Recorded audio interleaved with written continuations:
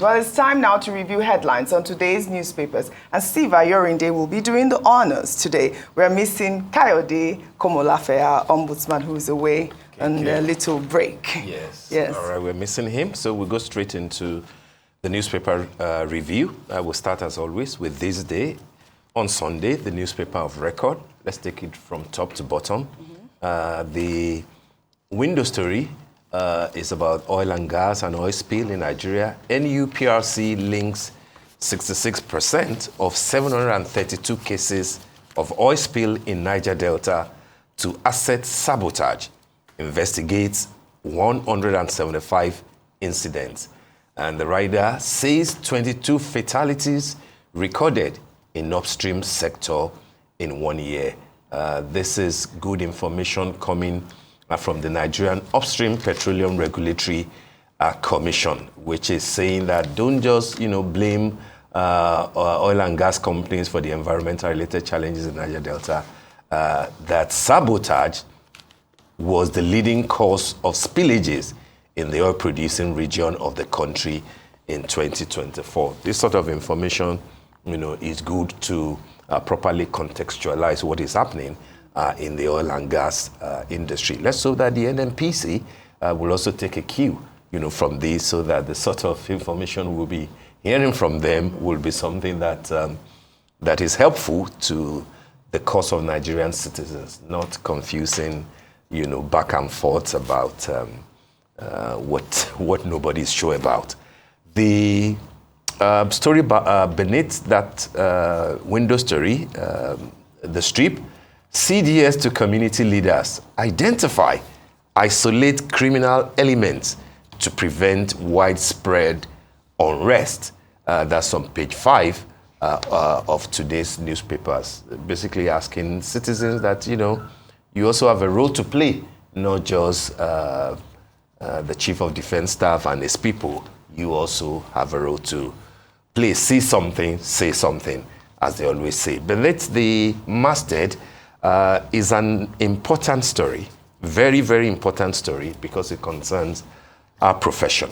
And it says ADC, NGE, which is the Nigerian Guild of Editors, AI, NUJ kick as Governor Bago orders closure of a radio station. And I draw the attention of readers to page 6, to read this, particularly the intervention of the Nigerian Guild of Editors with a well-written, convincing argument about the fact that it is not the job of any governor at all, let alone Governor Bago of Niger State, to close down any station, whether a radio station, a newspaper, or a TV, because you think that they have committed an offense or they have not represented facts very well. And I like the fact that even the NBA last night also the president of the NBA also waded in. Yeah. I think it is important. The statement of the Guild of Editors, for example, is very balanced. It says, yes, even if there are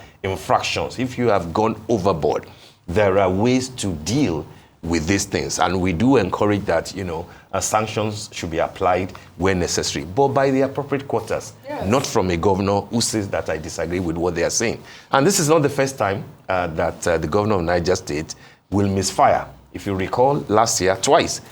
First time, he said something about the fact that he wouldn't allow trailers to bring food to southern part of the country when we had issues about food. And then he also had debunked that one. Well, that was reported about it. He debunked it, he clarified, yes, but of course we knew what he said, and it was on record. He also had an issue with the Vice Chancellor of the Gbajabiamila Babangida University, which he fired, in 24 hours because he said that he revolted against constituted authority or something like that.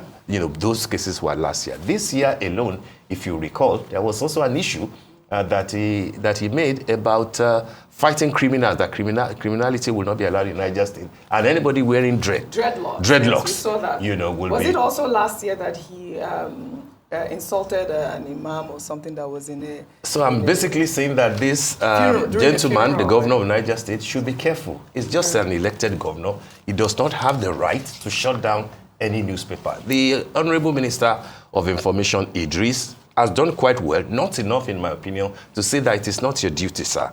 It is the duty of the NBC. Yes. But let him understand that you can't close down anything. Let your word carry some weight, yes, so that people will know, that you are just a governor. Of course. And you will leave at the end of your term. Of course. And, I think it's always important for our elected officials to remember that they are elected officials and they are bound by our Constitution. Of course, Section 39 of our Constitution, protects journalists. Absolutely. And if you do have a problem, as you said, it is not within your right. I think sometimes in Nigeria now there is a bit of an anyhowness entering the polity. The word. It's an anyhowness. You are bound by the Constitution, whether a senator, a governor, even our president. It is our supreme document, and we're acting as though there are no rules to the way we go about life. People taking powers into their hands. Yes, I saw the video of them writing some letters on the front of the radio station, I believe, to show that it's been shut down, and someone taking a picture with their phone. On what authority, by who? What does it mean that you're writing a number or some letters on a wall and we've shut you down?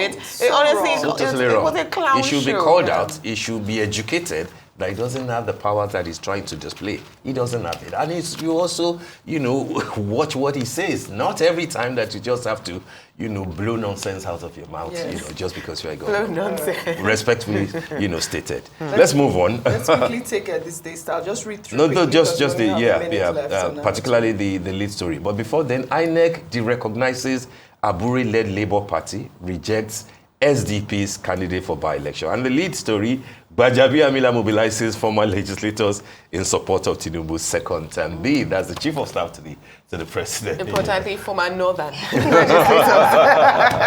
We are running out of time. We'll go on this day style really quickly. The cover picture there is Kunle Ogumefun, 30 years of Blue Bird. I mean, he is actually...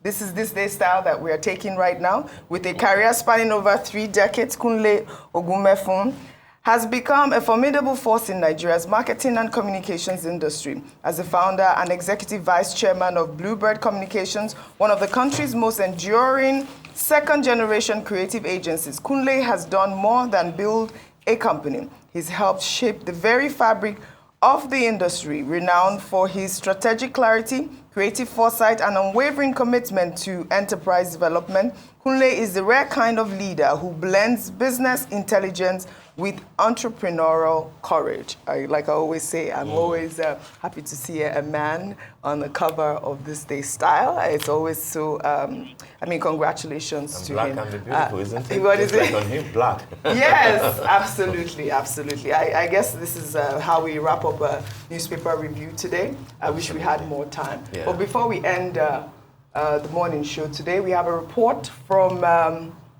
the DSS regarding the misinformation by the People's Gazette. The DSS says it is very sad that a citizen who calls himself a journalist will sit either within or outside the shores of this country to write such mischief, alleging heads of noble institutions as DSS and EFCC will abduct another citizen. Talk more of the GMD of NNPC. While DSS and other law enforcement agencies have high respect for human rights, DSS intelligence particularly will not condone the excesses of these, they quote, irresponsible journalists. The list is to have verified from the agencies, DSS, EFCC, and NNPC before sharing the falsehood. Accordingly, DSS will seek legal redress and continue to urge for responsible journalism. All right, DSS has debunked that report by the People's Gazette that was trending yesterday, made a lot of headlines, especially on social media, and they are going to seek legal redress, as they say. Go to court. Don't take the law into your hands, even when you are security agencies. Absolutely. Governor Bago should take a cue from what the DSS has done. All right. That brings us to the end of the morning show today. Thank you for watching and do stay safe. I'm Steve Ayorinde. Well, thanks for sticking with us. I'm Adeso Agiwa Osage. And I am Oji Okwe from our entire team here in Lagos, Nigeria. Enjoy the rest of your morning and, of course, the rest of your day. Goodbye.